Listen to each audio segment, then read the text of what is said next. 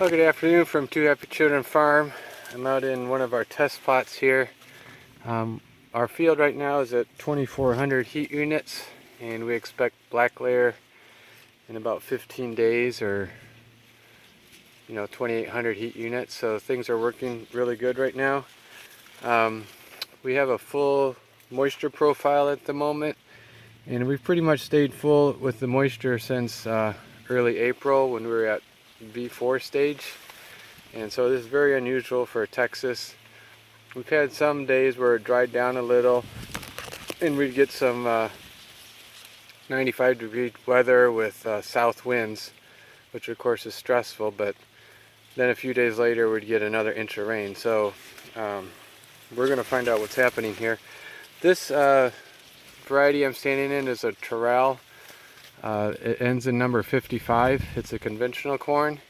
It's done really well in Texas and Louisiana. So I picked up this variety this year. This is the first time they've added conventional varieties, and that's what we grow here, is conventional. So looking up and down here, I'm seeing some firing at the bottom. Like I said, we're at 2,400 heat units, so we've dented already. And we're heading towards black layer. So let's take a look at some of the ears. I picked these ears out because there's 3 in a row. There's not any skips, so there's no chance that I'm getting super large ears because of skips. And they're just really nice, big, 18 around, 40 long ears. So we're going to see these guys fill for the next few days and put on some test weight, but pretty much the deal is done with these guys. I see them pretty much filled out to the tip. I've heard this is a little bit of a lighter test weight variety, so we'll find out once we get it run. But I'm happy with how the plant stood and everything and how it's looking. And this is 26,000 population, and we reached, I think we did pretty good. We're going to probably get a pretty good conversion on our nitrogen on this field.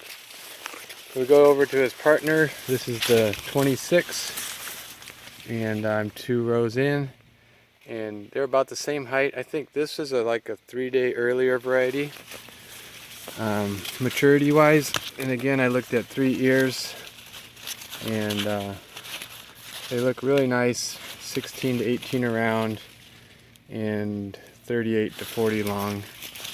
And I picked 3 in a row so we wouldn't have any skips making one of the ears bigger.